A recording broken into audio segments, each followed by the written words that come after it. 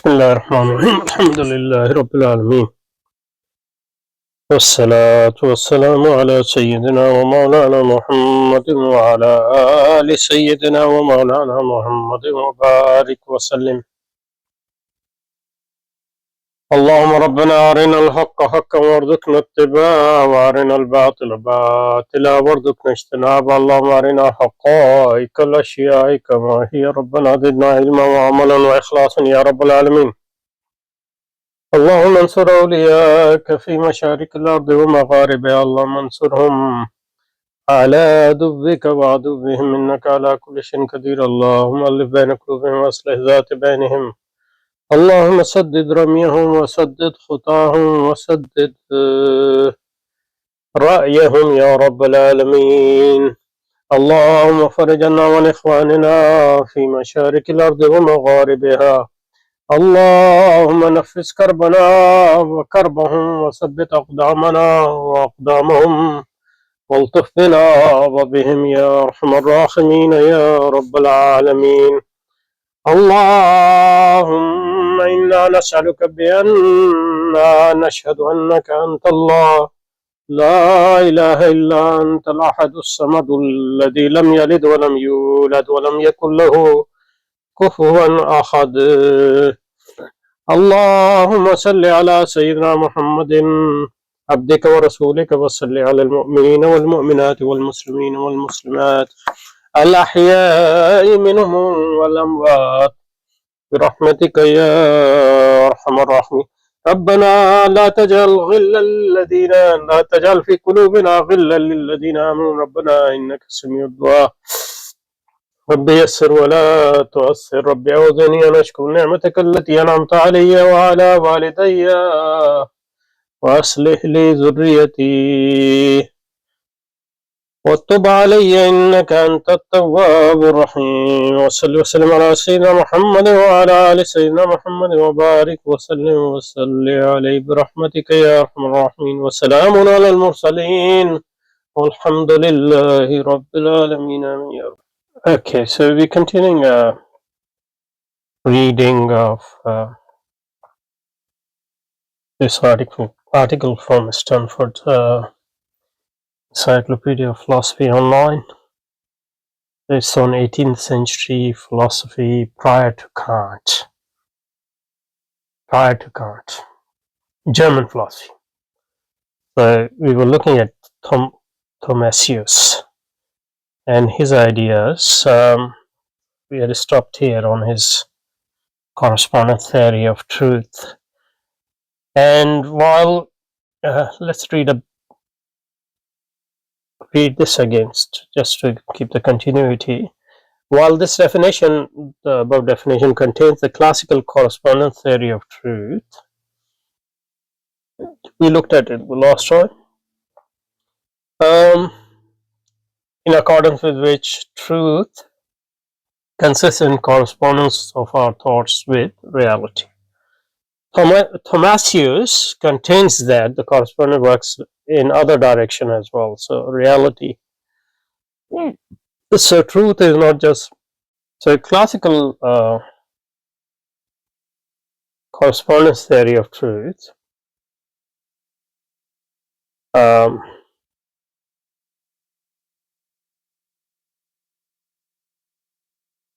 Theory of truth. The basic idea in it is that our thoughts must correspond to reality if they are to be true. So that's what truth consists in, correspondence to reality. So reality basically dictates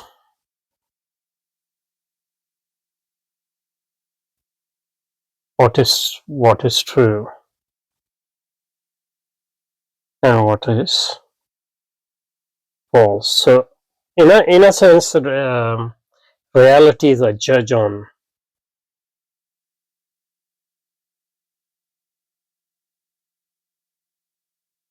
not our thoughts as such, but our claims. And truths, only claims are true or false.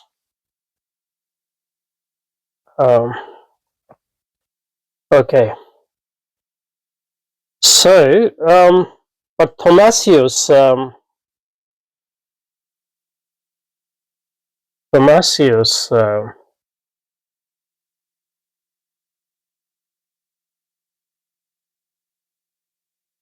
although he holds, according to this author, correspondence theory of truth, but he makes further claim that truth not just must correspond to reality, but reality also must correspond to our thought.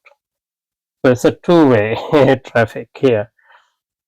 But obviously, in what sense our thoughts? It's obvious in what sense our thought must correspond to reality, but it's not obvious how reality should correspond to our thought. One thing is clear. In order to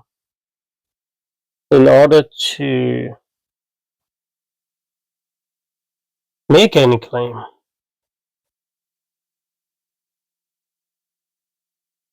about reality, we first must grasp the reality.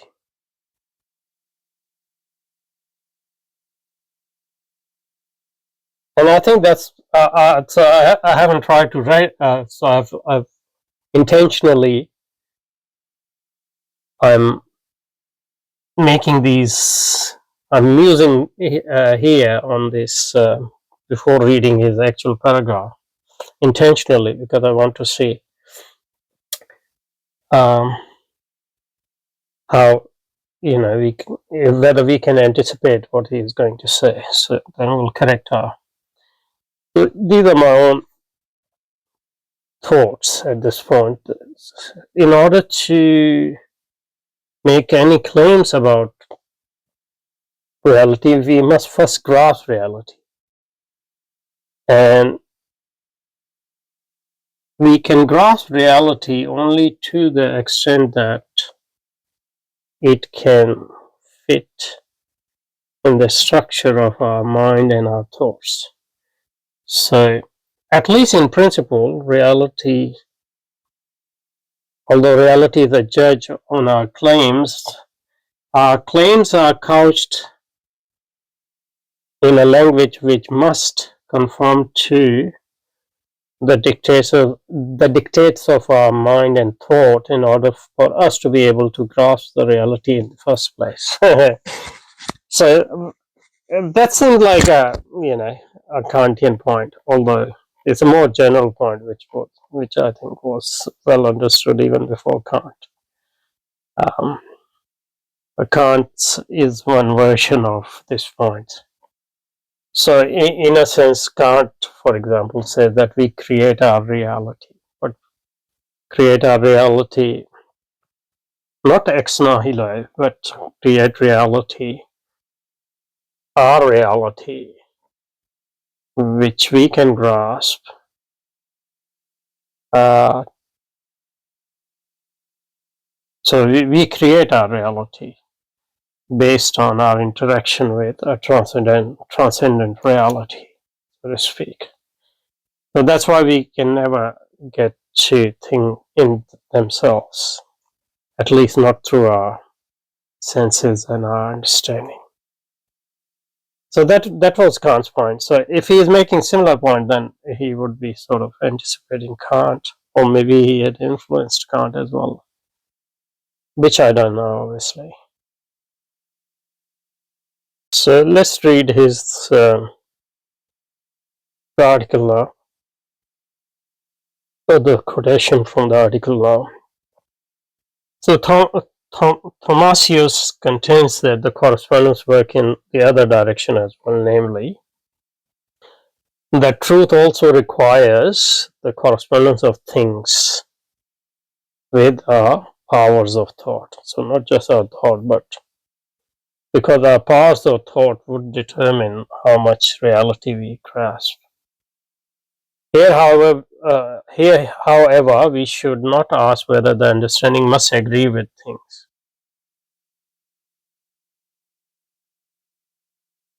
or the things with the understanding.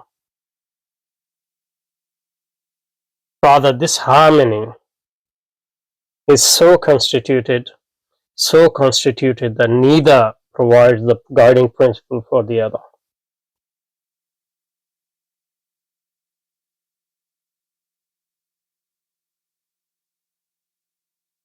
I guess he mean on its own. But this harmony is simultaneously presupposed by both, even though external things are, as it were, initiated. They're initiated by, acting on us.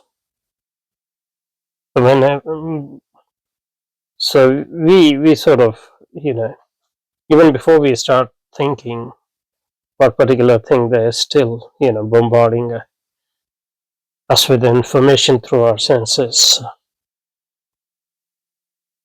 So they harmony. I don't know what he means by harmony, but there must be some mutual meeting point between our thought. So that's and if you adopt this point, which seems obvious in a way, but then it creates a lot of problems of how much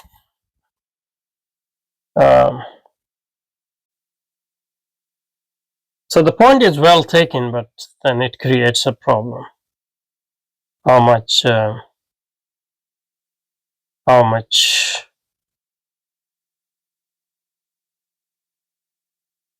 power of our thoughts, that's it, and how much reality itself contribute to our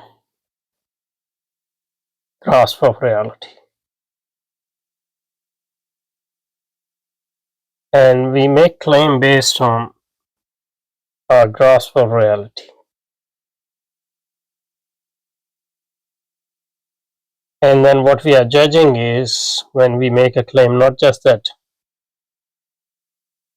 our grasp of reality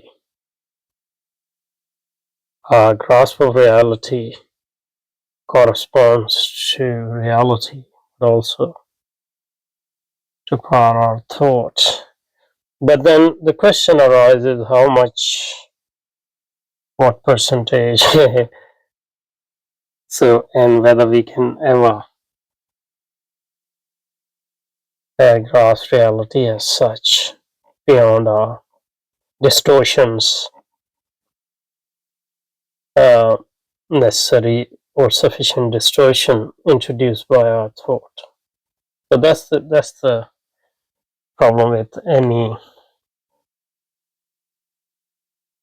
view that claims a claim which seems obvious to us, that there must be some contribution from both reality and power of our thoughts in order for us to grasp the reality. So in a sense, there is a veil which has been erected. You can claim that this is not a veil, it is a condition of possibility of grasp. But that doesn't transcend the suspicion that there might be permanent veil between us and reality. Not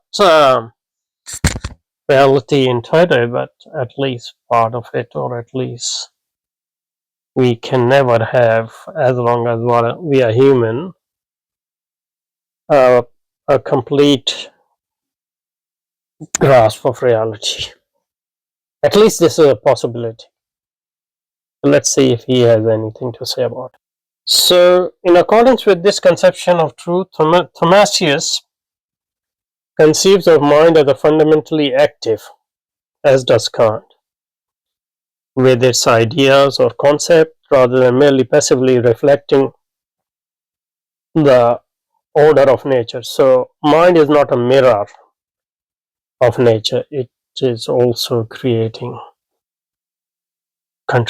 into construction of nature, so to speak. So, in accordance with this conception of truth, Thomasius conceives of the mind as fundamentally active with its ideas and concept rather than merely passively reflecting the order of nature, such that things must be in agreement with nature and capacities in order to be recognized or willed. So, mind is fundamentally active with its ideas such that things must be in agreement with its nature, the nature of mind and capacities in order to be cognized or willed. So that's what we said, you know. So in order to grasp reality, they must be able to conform to the limits and the nature of our capacities in order for us to cognize them or will them. And then question arises whether this process uh, introduces any veil between us and reality or any distortions, etc. So Thomasius does not himself explore the principle that might govern the mind's activity, nor draw any idealistic consequences from the conception of truth. Sorry. Um, um, Idealism in one form or another is inescapable once you say that reality, your grasp of reality is a combination of your capacities and active ideas of your mind plus input of reality. So in that sense, that sort of idealism, at least transcendental idealism, Kantian sort, is unavoidable once you make this assumption, which Thomasius is making here. Okay, Thomasius does not himself explore the principles that might govern the mind's activity, which Kant does, by the way, nor draw any idealistic consequences, which Kant does again, from this conception of truth. That, for instance, things insofar as they agree with our intent must differ in consider apart from it. So that was Kant's conclusion. That the Kant's conclusion was that if, in order to grasp things,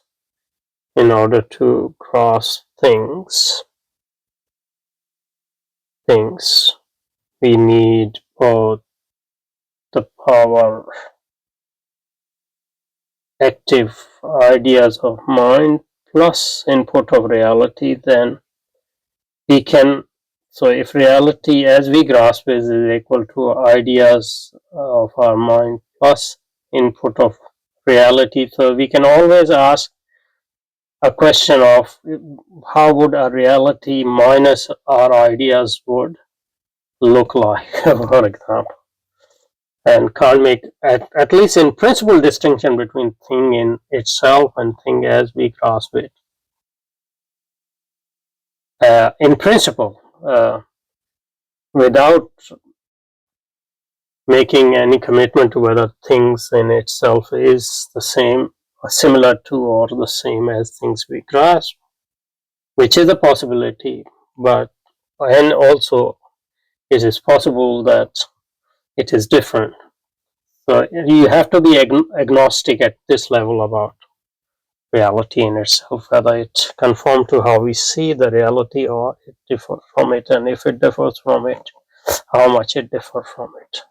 So that question remains open and cannot be decided within this paradigm.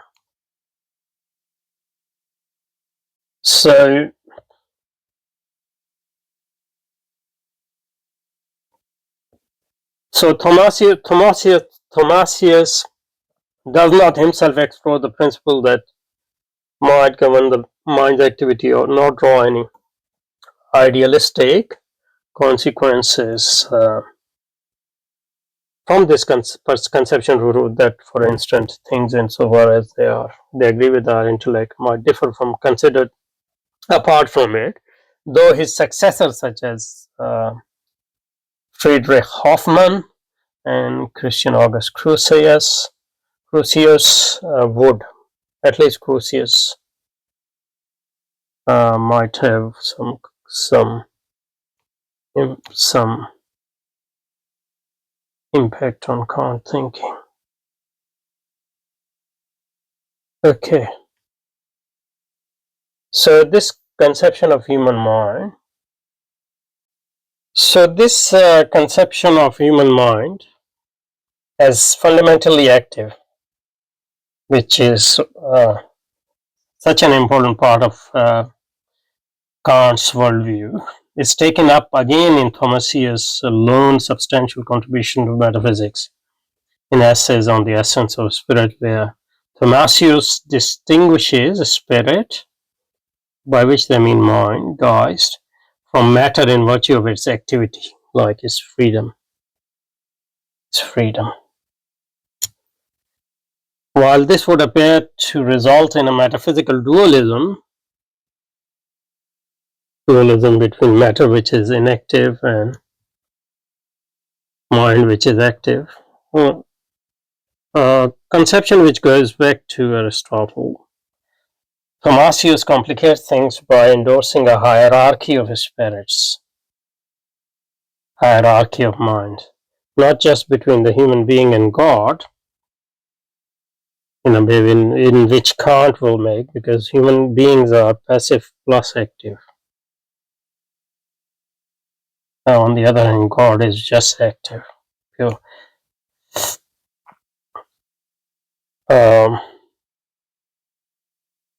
Although, in a strange sense, this is totally against, at least if he is not active, is actuality. That's Aristotle. But in Kant, God is active. God is freedom in that way. And to the extent that human is made in the image of God, he is active too. Or not just between human being and God, but also a class of spirits responsible for various effects in body, such as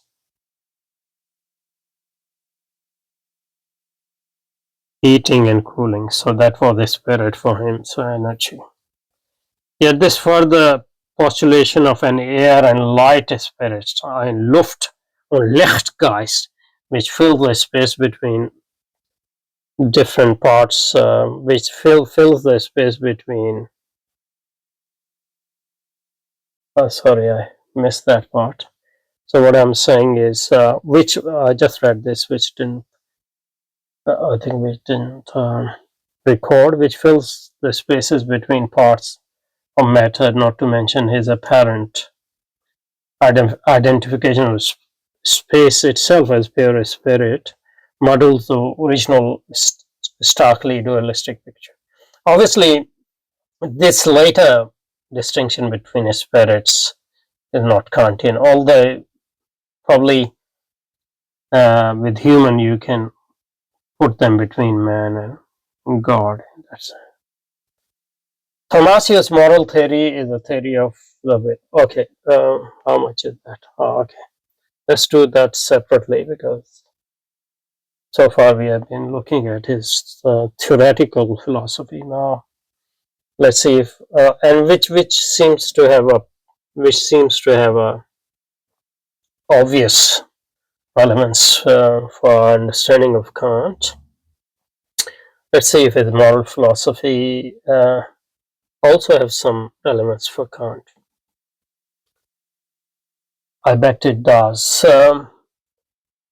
Okay, so we'll see that in the next session. Inshallah. Subhanakallahumma wa bihamdika nashhadu an la ilaha illa anta nastaghfiruka wa natubu ilayk. وصل وسلم على سيدنا محمد وعلى آل سيدنا مولانا محمد وبارك وسلم وصل عليه سبحان ربك رب العزة عما يصفون وسلام على المرسلين والحمد لله رب العالمين برحمتك يا أرحم الراحمين.